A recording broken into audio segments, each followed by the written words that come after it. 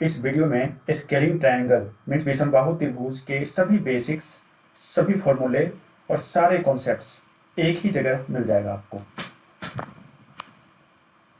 अगर आप SSC CGL की तैयारी करते हो या सीएचएसएल, एमटीएस, सीएपीएफ की तैयारी करते हो या रेलवे की तैयारी करते हो या बैंकिंग की करते हो या कोई भी स्टेट्स एग्जाम है, वन डे एग्जाम है जिसमें मैथ के क्वेश्चन पूछे जाते हैं, तो ये वीडियो आपके लिए बहुत हेल्पफुल रहेगा। थंबनेल पढ़ के आपको पता चल ही गया कि इस वीडियो में आपको स्केलिंग ट्रायंगल का एरिया निकालने के टोटल 8 फॉर्मूले बताऊंगा। जिसको ये लगता है कि स्केलिंग ट्रायंगल के एरिया निकालने के 8 फॉर्मूले क्या ज़रूरत है, ये आउट ऑफ सिलेबस पढ़ के क्या फ़ायदा, तो नहीं, ये सब वही बताऊंगा, यही वही फॉर्मूले हैं जिससे भर भर के क्वेश्चन पूछे जा रहे हैं आजकल। तो चलो बिना देर किए वीडियो स्टार्ट करते हैं। हेलो लर्नर्स, ब्रिलियंट इंडिया में आपका स्वागत है। अगर आपने मेरे चैनल को सब्सक्राइब नहीं किया है तो चैनल को सब्सक्राइब करके बेल आइकन दबा दें। और हाँ, आप कंपटीशन की फील्ड में बिगिनर हो या एक्सपर्ट, आप पेशेंस के साथ कंप्लीट वीडियो देखो, डेफिनेटली आपके नॉलेज में कुछ ना कुछ एड ऑन होगा ही होगा। तो चलो बिना देर किए हम वीडियो स्टार्ट करते हैं।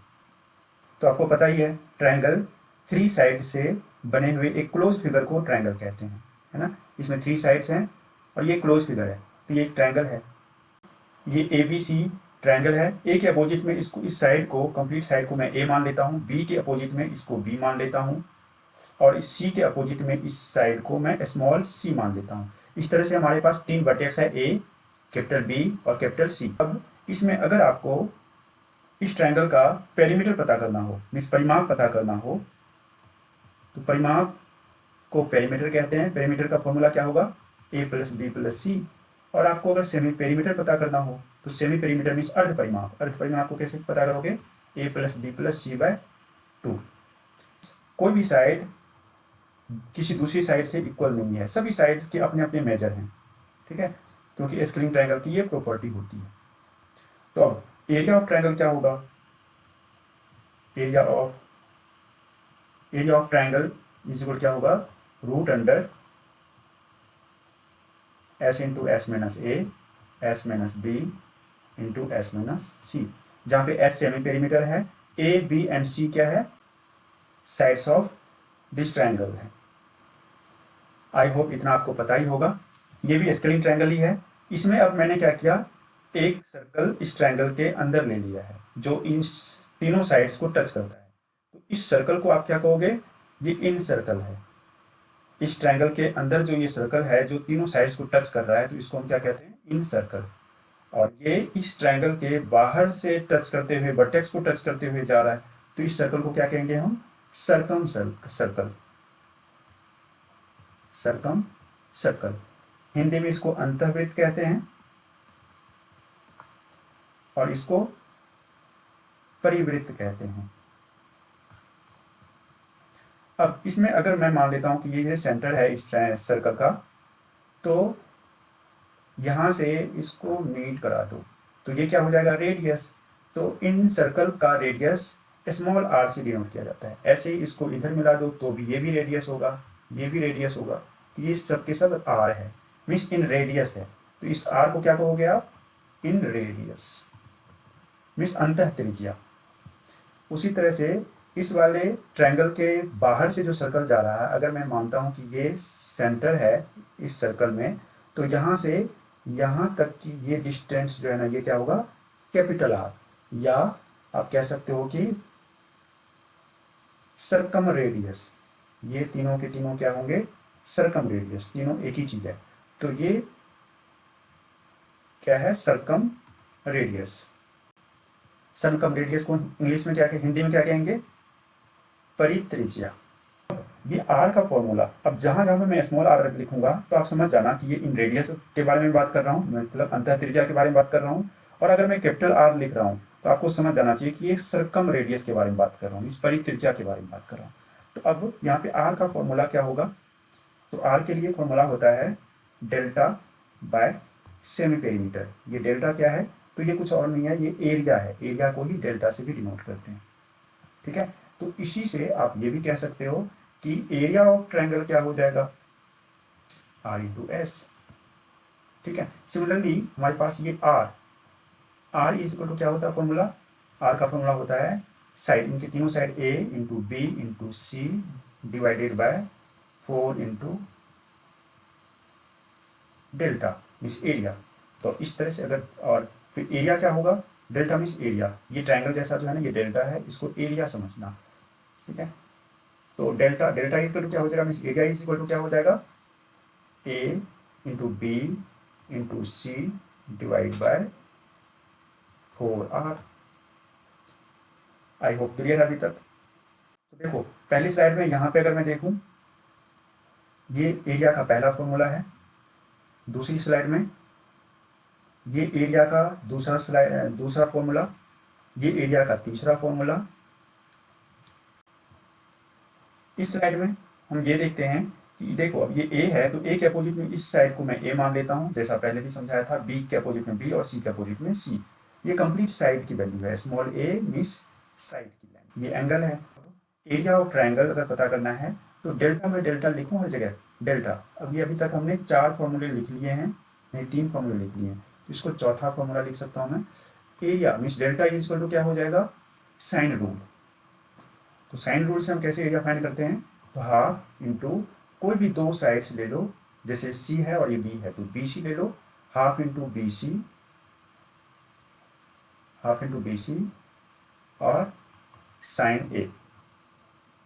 ये बी और सी से ज्वाइन करता हुआ जो वर्टेक्स है, एंगल है, वो कौन सा है, ए है, तो ये है। इस तरह से पांचवा formula delta is equal to क्या हो जाएगा, हाफ इंटू, अगर मैं ए बी ले लूँ तो इसके बीच में ये एंगल है, तो मैं कह सकता हूँ A B into sine C. Similarly छवा एरिया ऑफ ट्रायंगल क्या हो जाएगा, हाफ इंटू, अब ए सी ले लेता हूँ तो ये एंगल ज्वाइन कर रहा है, तो आप कह लो ए सी साइन बी। इस तरह से ये 6 फॉर्मूले हो गए। ये भी एक एबीसी ट्रायंगल है और ये भी एक एस्केलिन ट्रायंगल है। अब यहाँ पर भी एक एरिया ऑफ ट्रायंगल तो फाइंड करूंगा मैं। सपोज यहाँ पे कोई साइड नहीं दिया हुआ है, चलो अब मैं क्या करता हूँ, यहाँ से बी सी को इक्वल डिवाइड करने वाला एक लाइन ड्रॉ कर दिया, सपोज पी। तो ये ए पी जो है ना वो बी सी के ऊपर इसको इक्वल इक्वल पार्ट में डिवाइड कर रहा है, तो ये क्या हुआ, मीडियन। सिमिलरली बी से ए सी के ऊपर मैं ले लेता हूँ, वो ये दोनों इक्वल हैं, तो ये क्या है, बी की मीडियन है। सिमिलरली मैं सी से ए बी के ऊपर आर पॉइंट तक मिलाता हूँ, ये क्या है, ये भी मीडियन है। तो ये तीनों साइड, ये तीनों मीडियंस हैं। अगर आपके पास ये ए पी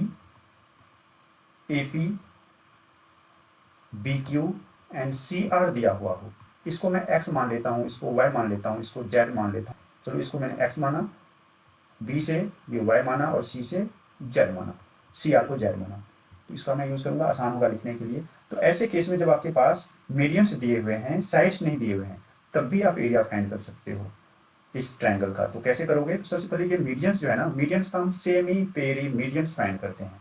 क्या फाइंड करते हैं, सेमी पेरी मीडियंस। इसको मैं एस से ही डिनोट कर लेता हूँ या एम से डिनोट कर सकते हो आप। तो इतना इजिकल टू क्या करूँगा मैं, X plus Y plus Z by 2 कर लोगे, ठीक है। आई होप क्लियर है। ये यहाँ पे सेमी पेरी मीडियंस क्या होगा, X plus Y plus Z by 2। और यहाँ पे अगर बाय द वे 5 4 9 कुछ दिया हुआ रहेगा, तो इस तरह से आप उसके जगह पे एक्स वाई जेड की जगह पे 5 4 और 9 सम करोगे और डिवाइड बाय 2 कर लोगे, तो वो एस फाइंड हो जाएगा। और इसका एरिया फाइंड करने के लिए फॉर्मूला होता है, जब आपके पास मीडियंस दिए हुए होते हैं तो आपके पास फॉर्मूला होता है ठीक हीरोन फॉर्मूला की तरह ही होता है। यहाँ पे हो जाता है 4/3 root under S into S minus X, S minus Y and S minus Z. जहाँ पर ये एक्स वाई और जेड क्या है, तो ये मीडियंस हैं। आई होप ये क्लियर है। मीडियंस को आप ये तीनों की तीनों क्या है, मीडियंस। मीडियंस को हिंदी में क्या कहते हैं, माध्यिका, माध्यिका लाइन है ये। आई होप माध्यिका समझ गए। और अगर सिर्फ आपके पास मीडियंस दिए हुए हों तो उसके बेसिस पे भी आप एरिया ऑफ ट्रायंगल फाइंड कर सकते हो। तो ये हमारा कितने नंबर का फॉर्मूला है, 6। ये 7वें नंबर का फॉर्मूला हो गया हमारा। चलो नेक्स्ट करते हैं। चलो एक और ट्रायंगल दिया हुआ हमारे पास, और ये फॉर्मूला आप सबको पता ही होगा, ये बेसिक फॉर्मूला है, हर एक ट्रायंगल पे एप्लीकेबल है। ऐसे तो हीरोन्स फार्मूला भी सभी ट्रायंगल्स के ऊपर एप्लीकेबल है। तो इस ट्रायंगल में देखो, अगर मैं BC को बेस मान लूँ, BC को बेस मान लूँ, तो इसके ऊपर परपेंडिकुलर क्या होगा, तो ये परपेंडिकुलर होगा। मीन्स परपेंडिकुलर जो 90 डिग्री का एंगल बनाता हुआ हो ना, तो उसको परपेंडिकुलर कहते हैं। तो ये हाइट हो गया, ठीक है, और ये बेस B हो गया।